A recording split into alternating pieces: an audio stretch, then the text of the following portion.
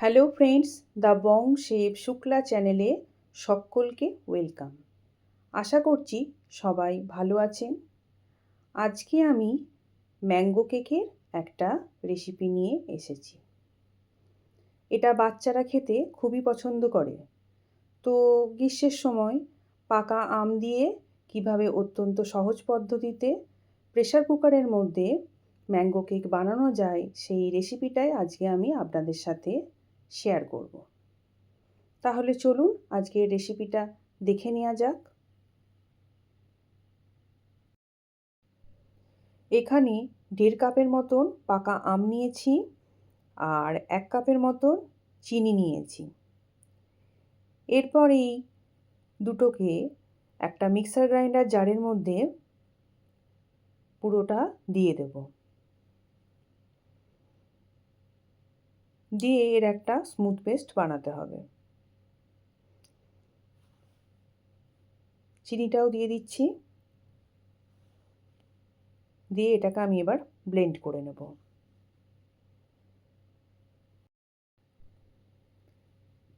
এইরকম একটা পেস্ট বানিয়ে নিয়েছি।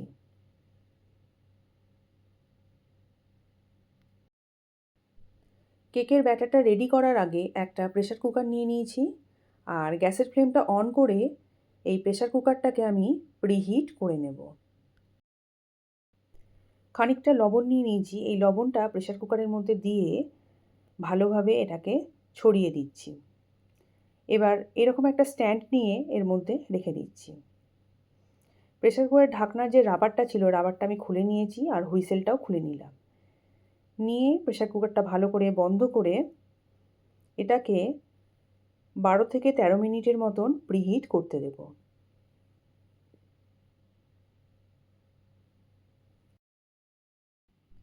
এখানে 1.5 কাপের মতন ময়দাটা নিয়ে নেব।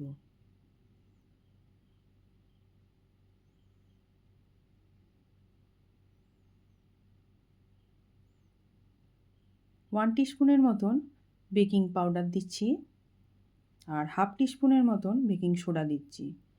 এটাকে আমি এবার ভালো করে চেলে নেব।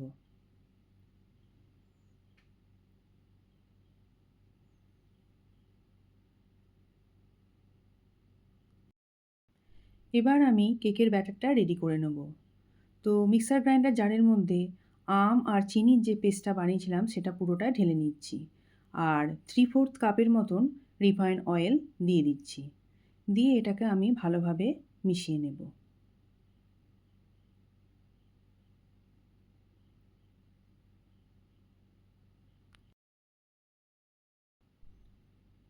1 টিস্পুনের মতন হোয়াইট ভিনিগার দিয়ে দিচ্ছি। এটাকে এবার ভালোভাবে মিশিয়ে দেব।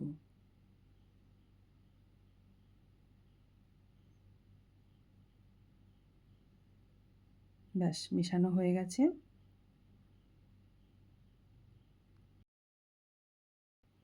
এরপর চেলে রাখা ময়দাটাকে অর্ধেকের মতন এই বাটির মধ্যে দিয়ে এটাকে মিশিয়ে নেব। পুরোটা একবারে দেব না। ব্যাস, এটাকে এবার মিশিয়ে নেব। আস্তে আস্তে এইভাবে মিশিয়ে নিতে হবে। একবারে ময়দাটা দিয়ে দিলে এর মধ্যে অনেক সময় লাম্প থেকে যেতে পারে। সেই জন্য আমি এটাকে হাফ হাফ করে দিচ্ছি।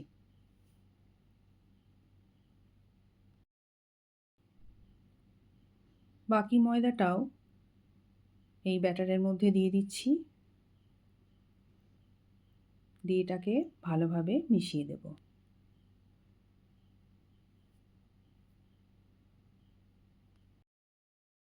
ব্যাটারটা মাখার সময় এরকম একই ডাইরেকশনে এটাকে ঘোরাতে হবে।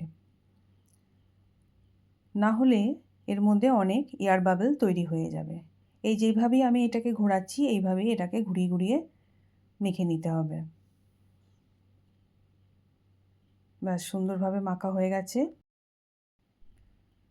2 টেবিল স্পুনের মতন দুধ এই ব্যাটারটার মধ্যে ঢেলে এটাকে আমি ভালোভাবে মিশিয়ে নিচ্ছি।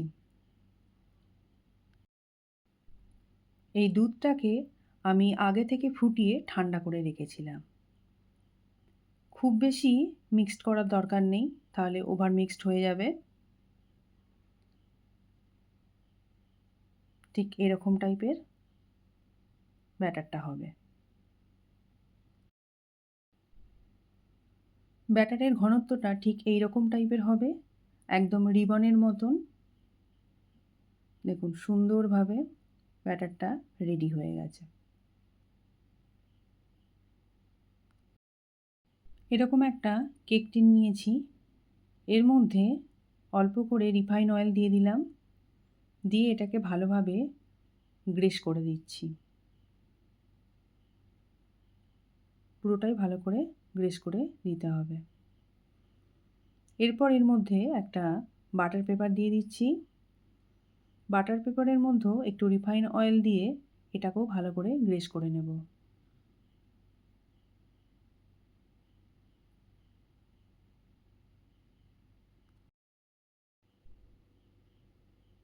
এরপর কেকের ব্যাটারটা পুরো ঢেলে দিচ্ছি। এর ঘনত্বটা বুঝতে পারা যাচ্ছে কীরকম টাইপের হয়েছে। ব্যাস পুরোটাই ঢেলে নিলাম।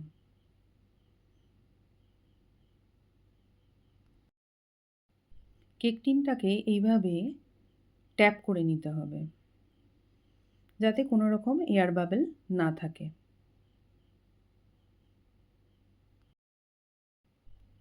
গ্যাসের ফ্লেমটা হাইয়ে রেখে আমি প্রেসার কুকারটাকে প্রিহিট করে নিয়েছি। এরপর ঢাকনাটা খুব সাবধানে খুললাম, কারণ এটা প্রচণ্ড পরিমাণে গরম হয়ে আছে। আর সাঁড়াশি দিয়ে এই কেক টিনটাকে খুব সাবধানে প্রেসার কুকারের মধ্যে বসিয়ে দিলাম। এরপর গ্যাসের ফ্লেমটাকে একদম লোতে দিয়ে দেব। এরপর প্রেসার কুকারের ঢাকনা দিয়ে এটাকে বন্ধ করে দিচ্ছি। 40 মিনিটের মতন এটাকে লো ফ্লেমে বেক করে নিতে হবে। 40 মিনিট পর প্রেসার কুকারের ঢাকনাটা খুলে নিচ্ছি। এই রকম একটা স্টিলের চপস্টিক নিয়েছি, আপনারা চাইলে টুথপিকও নিতে পারেন। এটাকে এবার ডিপ করে দেখে নেব যে কেকটা ঠিকঠাকভাবে বানানো হয়েছে কি হয়নি। দেখুন ডিপ করে দেখছি এর গায়ে কিন্তু কোনো ব্যাটার লেগে থাকছে না, তার মানে কেকটা রেডি হয়ে গেছে। আরও কাছ থেকে কেকটাকে ডিপ করে দেখিয়ে দিচ্ছি। দেখুন কিচ্ছু লেগে থাকছে না, তার মানে কেকটা রেডি হয়ে গেছে। যদি এই স্টিকের গায়ে কিছু ব্যাটার লেগে থাকে, তাহলে এটাকে আরও 3-4 মিনিটের মতন ঢেকে বেক করে নেবেন, তাহলে এটা রেডি হয়ে যাবে। গ্যাসের ফ্লেমটাকে অফ করে দিলাম। এরপর সাঁড়াশি দিয়ে খুব সাবধানে কেক টিনটাকে আমি বার করে নিচ্ছি। কেকটা পুরো ঠান্ডা হলে তারপরেই এটাকে আনমোল্ড করব। গরম অবস্থায় কেকটাকে আনমোল্ড করতে গেলে অনেক সময় কেকটা ভেঙে যায়, তাই পুরোপুরিভাবে এটা ঠান্ডা হয়ে যাক।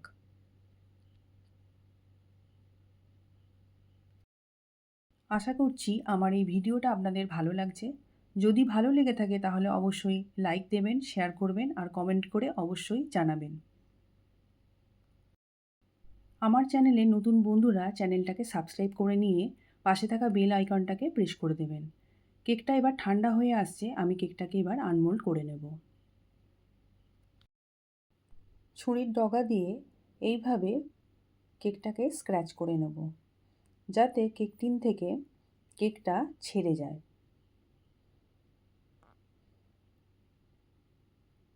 একটা প্লেট নিয়ে প্লেটের ওপর উল্টে দেব, দিয়ে একটু হালকা করে ট্যাপ করে দেব। বাটার পেপারটাকে এবার আস্তে আস্তে তুলে নিচ্ছি। দেখুন কেকের কালারটা কত সুন্দর এসেছে। এটাকে আমি এবার কেকটাকে সোজা করে নিচ্ছি।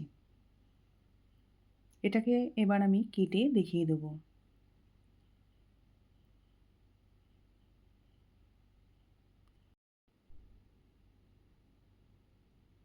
দেখুন কেকটা কতটা স্পঞ্জি হয়েছে আর কতটা সফট হয়েছে। এর টেক্সচারটাও আপনারা বুঝতে পারছেন ভালোভাবে।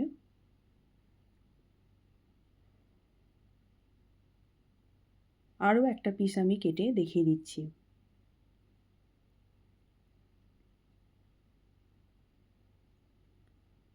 কেকটাকে আমি একটু ভেঙেও দেখিয়ে দিচ্ছি।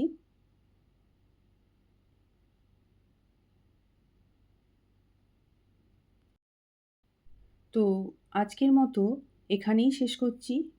আবার আসবো অন্য কোনো রেসিপি নিয়ে। আপনারা সবাই ভালো থাকবেন, সুস্থ থাকবেন।